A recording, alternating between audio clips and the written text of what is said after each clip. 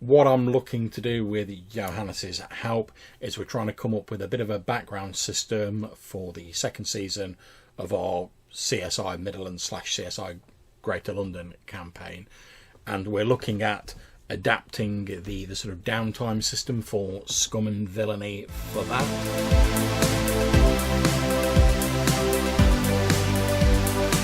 And in essence, to my understanding, obviously you've got more experience of GMing it because I'm just playing in your game at the minute.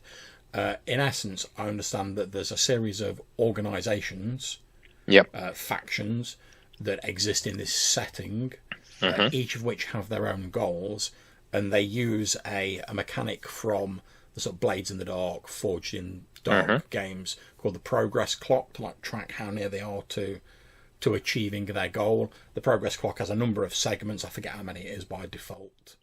I think there's probably not a default set out at all in the book, but if there were, I would say maybe 6 or 8.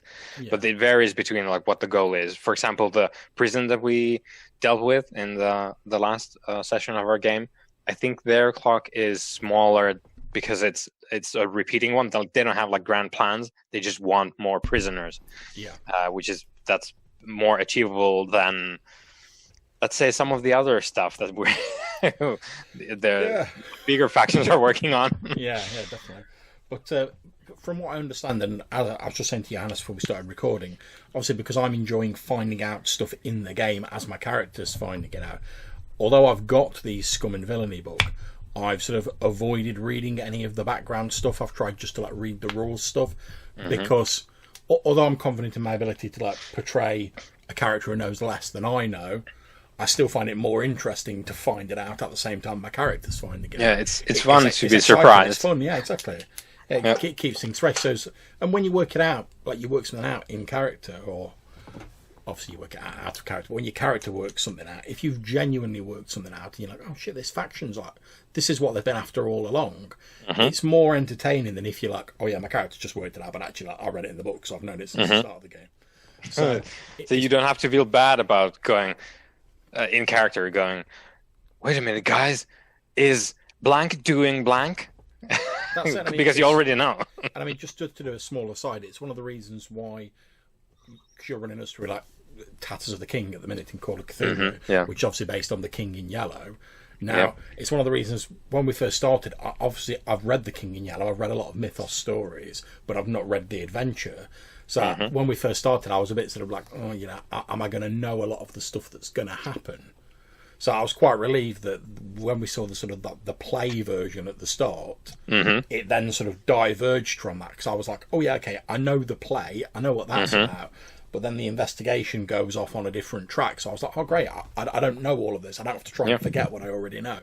Yeah, that's like I'm very pleased about that as well. So it takes you head on. It's like, okay, so you know the play bit. Here it is. And you get all of that out in the very first bit of the game, and then you move on to other stuff. Yeah, exactly. And the reason I want to adapt this is because in our sort of first season, like using a sort of TV model of our CSI Midlands game, we had the player characters were travelling around all over the place. They were outside London. They went to Emerald. They were in the Dolmen Wood. We ended with them coming back to London. And I know certainly you, Johannes, and myself, and I think probably a couple of the other players had a desire to like draw it back to like London and make it more sort of London centric, which was the original idea of the game. But as these things sometimes go, we sort of meandered away from that a bit. Yeah. So like starting like a new season, like we've got a couple of like new characters. Still obviously the same players, but a couple of people want to retire their characters. We've had like a 5-year sort of time jump between the games. So we had Colin, who retired his character Big Mick because he'd become like a dairy baron in like Dolmen Wood. He like inherited a dairy because he got Milk married out Daddy. there. Yeah, and he was like, oh, I could go back and be some like scrot trying to like scrape a living on the streets of London, or I could just retire here where I've got a family and I'm going to be like the big man of the village. Yeah, he's all set. Like, yeah, exactly. He won the game. Yeah, he was like, I don't see why I'd abandon all this good stuff to go back and become an adventurer. And Colin was like, I think that's a good end for my character, so we retired him there. Then Ian, who was playing Lieutenant Uffington, because of the 5-year time gap and some stuff going on in his character's background, he was like, right, I'm going to retire that character for a bit and just try something a bit different, because we decided to move the game over to using ICRPG instead of Castles and Crusades. Again, just to change it up, try something a little bit different.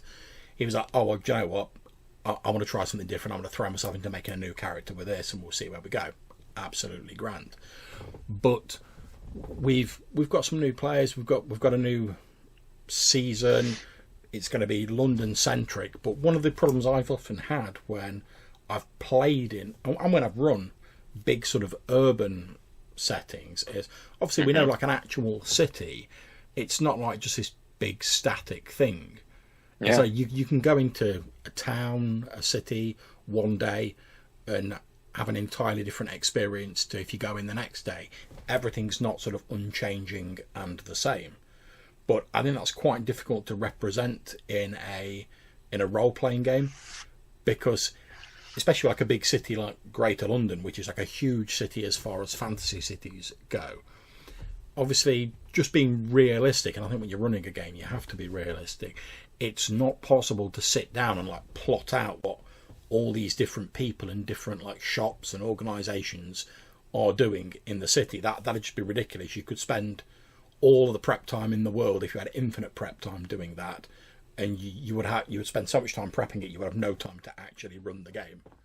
Yeah, it's the economy of sort of like where you spend your effort, because you could have the baker's schedule all laid out, but is that going to be, because if that's the plot, then that's exactly what you should be doing. But if that's not the plot, I agree. So obviously, you want to focus whatever prep you're doing on what's relevant to like the adventure that's going on at the minute, because that's the exciting bit. Yeah. But by the same token, you want to have enough of a feeling that stuff's going on in the background of your setting. So when you go to deal with an organisation, it doesn't just feel they've sort of like been on pause or they've been in like suspended animation until the player characters walk in and then they're suddenly like, hello, we are now on stage. Yeah, it springs into life only when observed by player characters. Yeah, and there's lots of like dead simple tricks for like representing this on a smaller scale, and that might be something like, I don't know, let's say the players go back to a tavern they've not been to for like months and months and months. You might just be like, instead of the barman you met previously the last couple of times you went in, or maybe his son's behind the bar and he's like, oh yeah, my dad's not very well at the minute. And just something simple like that, like a little change, can make it seem like, time's passed, because obviously stuff was happening to them while we weren't here. And it's a dead simple trick to do, but when you sort of scale it up to like a whole city, it becomes a bit ridiculous trying to keep track of all those little things. Yeah, and I think what we're about to talk about, the simplest version of that is quite old, and it's quite like baked into running games, and it's just taking notes, really. Because that's what it is. Your characters go around, they do stuff, they meet people that were important at the time, and you will have noted down, hopefully, like at least maybe in your head, maybe on a paper, maybe in a Google Doc, but note down things, and then when the moment is good for it, you return to those elements and you reincorporate them. But what we're about to dive into is basically generating content and sort of life into a city without PC influence. There. And the reason that this, I mean, obviously I've been thinking about this for a bit as we've sort of been talking about the second season. And as you know, Johannes, I've been looking at various different sort of downtime systems in different games and different ways that I think I could possibly use them. And I found a few where there's bits I like, but a lot of them have been quite sort of complicated and quite involved. And just sort of on a logistic scale, obviously, well, you know, with the amount of games that we're both like running and playing in at the minute, I've sort of looked at them and I'm like, yeah, but am I really going to keep using this system, or is it going to be something after a few sessions I'm going to be like, no, there's too much trouble. And I'm like, if that's going to be the case, I may as well not start using it rather than sort of use it and abandon it later. But one of the things that struck me recently is with your Scum and Villainy game that you're running for us, I've been very much enjoying. As I said, I've been trying to avoid reading the background, but we had a last session, not long ago actually, where the a faction, a sort of group of like interstellar raiders, effectively, sort of like rough nuts and mercenaries and thieves, attacked a secure prison that we were in the process of like breaking someone out of. And it seemed very much the way you portrayed it, that had happened because the organisation of raiders had been setting up that attack for some time, probably to break out people who are in that maximum security prison, because I imagine a lot of their people are in there. Yeah. And we just sort of got caught in the middle of it. But it didn't feel like, to me, that had happened only because we were there. It felt like maybe even if we hadn't have accepted that mission and we'd have gone on to something else, the raiders would still have attacked that maximum security prison. And maybe we'd have just heard about it. Yeah. But we wouldn't have sort of been there. So that got me into looking at the Scum Villainy rules. And from what I understand, each of these factions that exist in the game, they have like a goal or an aim that they're trying to perform at the minute. And they have this progress clock that when it's filled up, they have achieved their aim. Yeah. And from my understanding, what you do is every sort of downtime or every couple of downtimes, you make a roll, and depending on what roll you get, that progress clock slowly ticks up. And when it gets to full, the GM can be said, like, right, now's the time that the raiders are launching their attack on the prison. Now's the time that the night speakers are doing whatever the night speakers are doing. And I really like that idea, because it seems very simple, because all you've got to do is have these clocks, the aims of the different people written down, and sort of roughly know what they're about. Yeah. And basically the important bit is the goal, like to have like the basically, and that everything else is either leading up to that or derived from it. Because if you have raiders, you sort of know what they're about just by the name, right? So you figure out what raidery business they want to get up to, and then you define that, and then you're good to go. And then you just push the barrel down the hill and wait for it to blow up. I tried doing a bit of that in the very start of the first season of the Midlands game, where we had like the Sewer Shifters Guild and like the Rivermen's Guild, who were sort of in a bit of a conflict, because like the Rivermen's Guild were like, oh yeah, because this plague's going around, and like the sewer shifters haven't been able to like keep the sewers as clean as they should do, or maybe we can like muscle in and take over, and we'll be like in charge of everything to do with the rivers. But I didn't really feel like I played that off well enough, partly because the player characters went and did like other stuff, and it wasn't really relevant, but also partly because I was like, all right, well, how do I sort of keep this ticking along in the background? Because obviously, if you guys had been like, right, okay, yeah, we're going to launch an attack on the Rivermen's Guild, or we're going to do this and we're going to do that, and you've been directly involved, easy, it's an adventure, happy days. But I didn't find which my fault, I didn't really find a satisfactory way of sort of keep ticking that along in the background. So there wasn't really like a resolution or like a payoff, I felt, and I thought that was a bit of a shame, because I thought it could have been like a really interesting story. Yeah. And I might carry it forward, I don't know, but for me, I thought that could have been a nice little thing that happened in the background, but it didn't really get going. It sort of fizzled out and just sort of faded away in the game. Yep. So I really like the idea of, like I say, having these progress clocks and sort of like picking some of the organisations out of the Great London book. And there is like a huge list of like organisations and guilds at the back of this book, all of which could easily be factions. And from what I understand, all I need to do is effectively take those as factions, so give like, I don't know, maybe 1 or 2 line description of them, give them a goal, and then give them one of these progress clocks. And because it's a background sort of mechanic, I don't really need to alter the mechanic at all.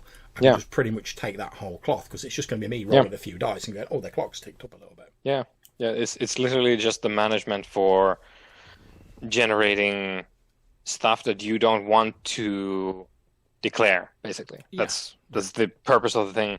The PCs don't ever directly interact with it, but you're free to do that, obviously. So if we take the Rivermen and the Sewer Guild, so they're at odds, right? And we have friends in the Sewer Guild, and we work with them. We do a thing that's really impactful. It furthers their whatever sewer aims they have, and the Rivermen's Guild suffers as a result.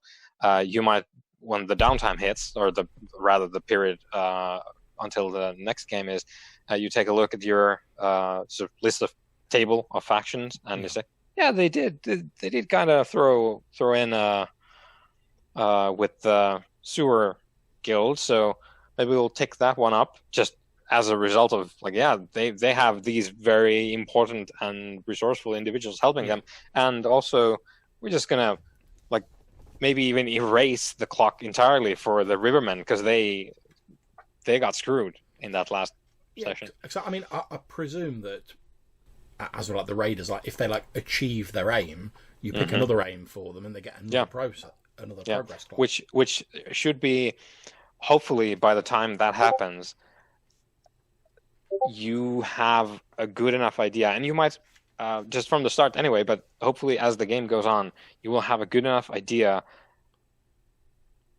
where to go next, when the thing happens. Yeah. So the thing that helps with that in Scum and Villainy is each of the factions has this sort of, I wouldn't say a paragraph long, if you, let's say maybe 10, 15 at max sentences of stuff for each faction, including the important, a handful of important people in the faction, what sort of resources the faction has, which could just be illicit goods, a big ship, and that's it.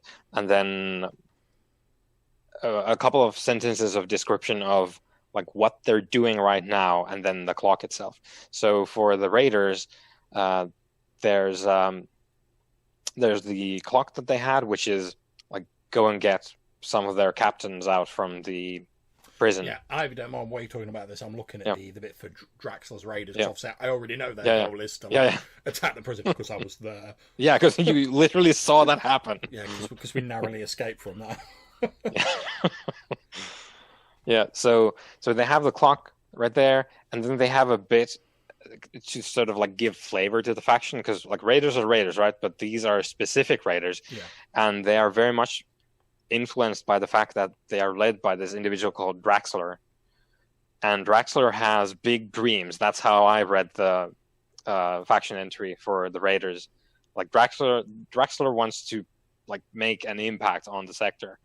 And apparently the way that starts is he's going to get some of his captains back from the brig, and then they're going to start rolling. They want to get into the big circles. Yeah, I quite like as well, because I'm looking at Draxler's Raiders, and where it's got the NPCs, it's got a few of the little almost tags next to them. So just a brief description. So we've got Draxler, so it's got leader, killer, and vengeful. So instantly there's 3 character traits. Know about that. Yeah, you go that, and every one of them gets that. They get sort of what position, or what's their main thing, and then a couple of descriptors on top. Yeah. So one of the other things, so I quite like that idea, because I'm a big. Obviously, we all have to sort of be realistic. Everyone has times when you get, and I know we've done it, when you get to a session and you're like, I've been busy all day. Yeah, my prep has not occurred. The past week has been crawling through glass, and I'm not John McClane. That's it, yeah. And so I'm a big fan of anything that allows you to generate content, as you were saying, for the game. And I think bizarrely, just through chance and fortune, the idea of Scum and Villainy, where you take on missions for various factions, or you go out and look for a bounty or stuff like that, sort of syncs very nicely with what we've talked about doing for the second season of the Midlands game, because you guys have sort of set yourselves up as these occult detectives. So you'll be presumably taking on jobs for your detective requests, jobs. And I know that we've had roles in the Scum and Villainy game where we did a job for the night speakers. We then got a role at the end of the session, and he said, the night speakers of one of the factions have approached you with another job. You can turn it down, but then they'll be a bit we thought you were cool, but I guess not. Or you can do it and you can get yourself more in with that faction. So I like the idea of potentially having that. Obviously, the jobs themselves would have to be different because it's a fantasy setting as opposed to a space opera. But I like that idea of, if you get in with a particular faction and they need something doing to further their goals, they might be like, oh, well, these guys did that job for us and that worked out all right. So they might then, you can then generate that content by saying, oh yeah, I've made a few roles. The sewer guild, because you helped them out, they've approached you, they've got this problem, could you help them out with it? And that would generate a mission. Yep. So I quite like the idea of doing that. I'm not entirely up on the rules on what's involved with how the factions approach you, so I don't know whether you can give me any more details on that. So that all ties into what's called entanglements in Forged in the Dark games, which is a roll that you roll after you're done with the play bit of the, well, because it's all rather more structural than in some other games, because your play consists of free play, which is you just roll along and do your thing, and then you have the mission, and then after the mission is done, you have the payoff. You get paid, hopefully, if you didn't screw up. You do a good job, yeah, you get paid. You also accrue heat, which is the sort of how many waves did you generate? Like who took notice? Like people notice when you go into I don't know, like saloons, and you start shooting everyone but the piano player. No, just to check, because I like the heat rating. I know that if you get too much heat in like the sector in Scum and Villainy, as we've just done, you get like a wanted rating in that sector. And I quite like the idea of potentially using that, but for the different districts of the city rather than different systems. Now, the heat rating, is that specific to factions, or is it like just more of a general sort of this is how much attention you've attracted? It's the latter. So it is very generalized, like people take note. And of course, when people do, eventually the authorities will as well. And I think the most, like if you are as wanted as you could be, so like on the red list of the space Interpol, if you roll 6 on that chart, because it's a D6 roll, there's going to be like an Imperial Star Destroyer warping in with the express purpose of hauling your asses in, which is that's where you end up if you are as wanted as you could be, and you roll really high. But on the way there, you will have, it's just other stuff as well. Like we've had the what's it called? Cooperation, I think the result was called, where if you are really in with some of the factions, like pick one of those which have like a good status with you, like are friends with you, they are going to approach and they offer you a job. And there's bounty hunters might come after you. You might not even be like a sort of conscious person acting on things. You might just be, your spaceship is invaded by like weird space ghosts. It doesn't have to be even just about like, people saw you kill people, so they do a thing. It might just be a random occurrence, or your ship might break down, like we had in our game as well. So it has all kinds of results, with the sort of culmination that if things get really bad, that's when the highest authorities in the land will come and like put you down, because you're in bad news. Yeah, so it's not tied to the factions directly, but it brings in the factions. Yeah, I'll say I like the idea of that, because the way the different districts in the Great London book are portrayed is obviously they have the Peakers, which are like the police / city guard, but they're very much portrayed as like each sort of district's force of Peakers is like separate to the next district. They have their own like heraldry. They go, they follow their own sort of watch commanders. But sort of above that is like, I suppose, like the equivalent of like the FBI or whatever, who are like the overall sort of like Queen's Scotland Yard. Yeah, it's like the Queen's Guard, sort of like, you know, if you've like really messed up and like the Peakers aren't doing their job, they're the ones who come in. So I think that could be sort of slid into that nicely. So if you get too far up, it's like the Queen's Guard, and like say like the FBI sort of like equivalent take a direct interest in you. Yeah, the eventually there's going to be like knights coming down to your door. Like, the Queen says you're coming with us, so pack your bags, I guess. Yeah. Or you get bagged because that's a thing as well with our fantasy milieu. They might just send people with black bags after us and snatch us off the street. Let's go for that V for Vendetta style. Mm-hmm. Yeah. Well, yeah. So definitely, what I would suggest on that is we. I think the way that heat accumulates translates pretty well to like just straight like whole cloth from Scum and Villainy. Basically, it's a rating that you determine. 0 is if no one heard a peep. Yeah. No one took note. That's it. I think 2 heat is sort of like standard exposure. So it wasn't fully contained. Someone knows about stuff. Someone saw something. And then it just escalates 4, 6, 8, in increasing degrees of like disaster, basically. And then on top of that, like if I would say maybe like if people unconnected to the crime, like if they were harmed in some way, that's gonna add on top of that.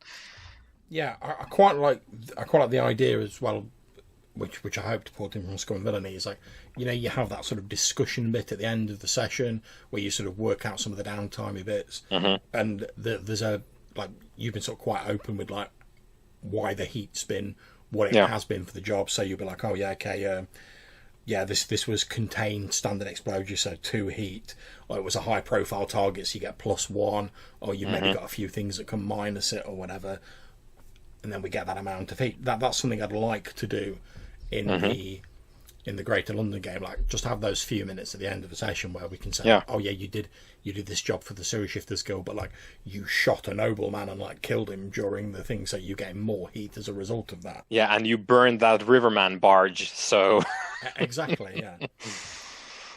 So one of the things I did want to ask is, obviously we've got the heat and the entanglements. How does it work in terms of, so let's carry on using that example. So if you went on a mission for the Sewer Shifters Guild, and like you say you set fire to like a Riverman barge, obviously that's not going to endear you to like the Riverman's Guild. Does the system sort of have any way to like represent how annoyed they are with you, or like how the relationship degrades? Yeah, that's the status. So status is how much each faction likes you in Forces in the Dark games, and it ranges from +3 to -3, with 0 being like there's nothing there of note. But then in increasing degrees in either direction, they either really like you or they detest you. And +1, +2, -1, -2 is kind of in the range of, if you see each other in the street, if it's +2, you might shake hands, you might like exchange some info. They enjoy your company. Or if it's -2, they might yell obscenities at you, and maybe even pelt you with refuse or something like that. But it doesn't really like they don't like you at all, and they will not help you in any way. But when you go to +3, that's when you're like they think of you as allies. So if the Sewer Guild is +3 status with us, we would probably be like, if they get into a war with the Rivermen's Guild, they would probably give us a call, like, hey, like we're really tight. We need your help now, because of our history. Like we're basically blood. So you're like strong allies. They consider you to be people that they will risk a lot for, and they assume that you feel that way as well. And that's when they bring you the missions. And if you don't do them, then they will be like, I thought we were better friends than this. But yeah. And then if you go to -3, then it's all out war. They will actively take action against you at risk to themselves. So again, that sounds like a great thing I'd love to import with these different factions to sort of track how in or out the PCs are with them. Yeah. So that's, again, if you've done something that like fucks off a particular faction, does the game Scum and Villainy, does that represent that mechanically, or does the GM just go like, oh, you've annoyed this faction, right, I'm gonna knock down the relationship? Yeah, I think you could definitely do that, but there's also in Scum and Villainy, because it's a Forces in the Dark game derived from Blaze in the Dark, there's a resolution mechanism whereby you earn or are affected by consequences.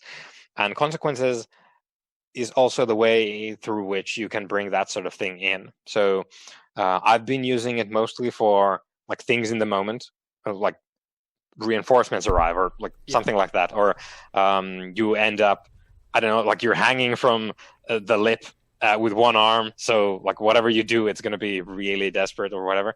And also to hit you guys with more heat, like we did last time, a couple of times, because you were in a place where there was a lot of eyes on you and they didn't really like what they saw. So I've been giving you more heat. We haven't really gone into the bit where I give you minus status as a consequence for one of your rolls, but that's the way that Scum Villlainy specifically does it.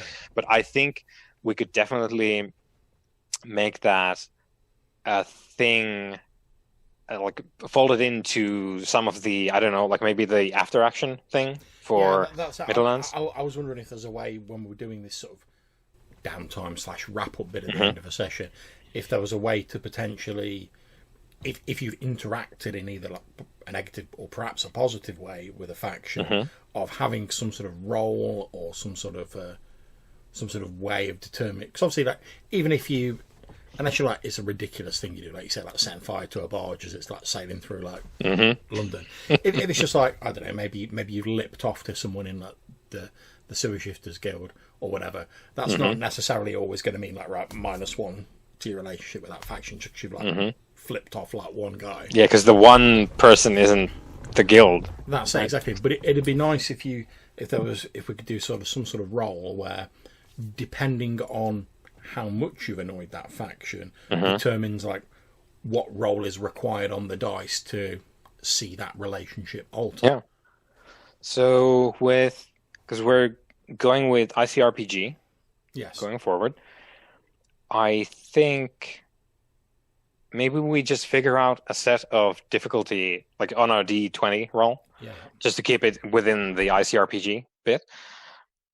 Maybe we just figure out sort of DCs for if you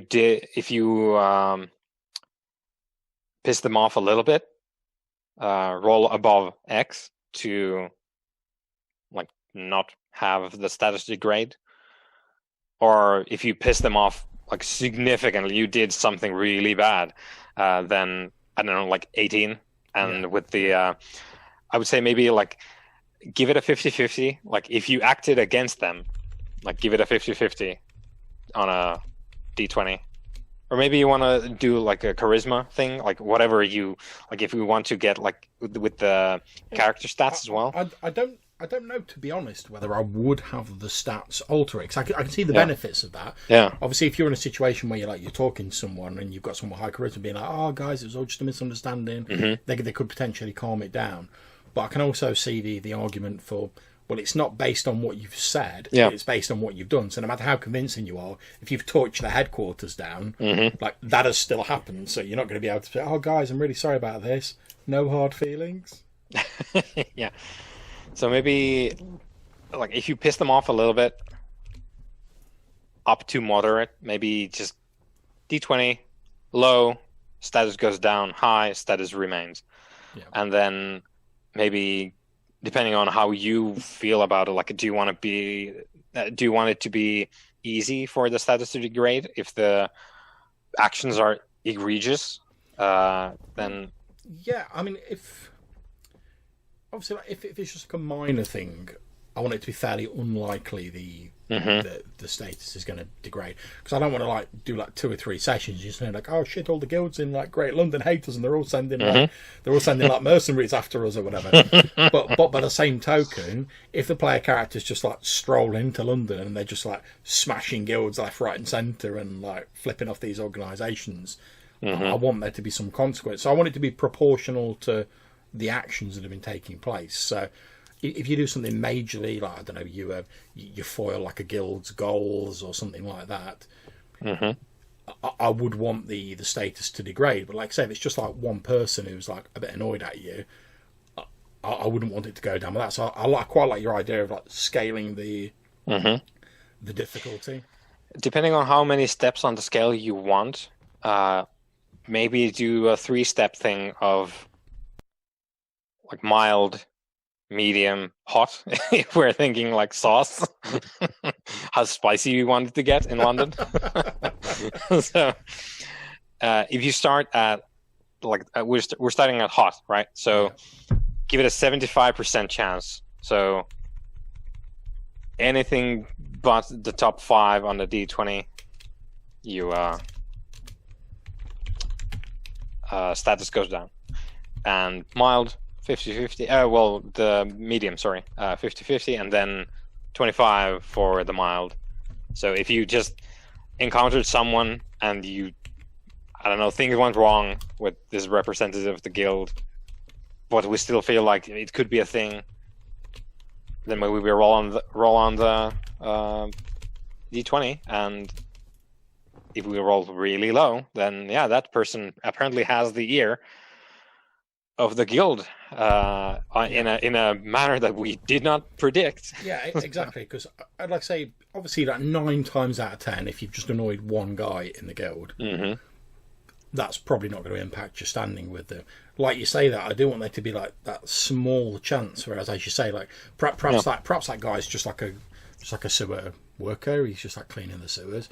But like you say, perhaps he's drinking buddies with like the guild master or something like that. Or it was the word of what you've done gets back to like the heads of the guild. Yeah, turns out the young rascal that you got all up in their business with, they were sort of, I don't know what's called in English, but maybe it's the adolescent child of like one of the guild leaders, like in like a work experience thing. And you really went hard on them, and they go back home like, oh man, that was really terrible. That's it. It's like the nephew of the guild master, and they're like, "Oh yeah, we're just to start you training in like the ways of the guild. I'm going to put you in charge of this. It's like fairly safe. It's not too important. You just go and deal with it. Yeah. Come back. Then when they just come back, they're covered in soot, and they're like, "How did your day go?" And they're like, "Oh, these guys just turned up and like blew up the barge you told me to look after." I was just swiping the deck, and suddenly everything was on fire. Yeah. Yeah, I like that. So if that has legs, I think it's fairly easy for us to implement. Just like at the end bit, we talk about things, and we probably very quickly determine like, did we piss anyone off? Yeah. The answer is probably very apparent, and then we just roll the d20 and have done with it. And that's where we're going to finish off for this episode. My thanks go to Johannes Pavela, who kindly agreed to sit with me and chat about this subject. I'm going to put the second half of our very productive discussion in another episode, and that'll be coming out in a week or so. Hope you've enjoyed listening. If you want to get in touch with us, you can leave us a voicemail message using the SpeakPipe website. There's a link in the show description. Or you can send us an email. The address is rddrpgpodcast@gmail.com. We really do enjoy getting the voicemails and the feedback. It's very much appreciated. So until we see you again, take care, stay safe, and keep gaming. We'll see you soon.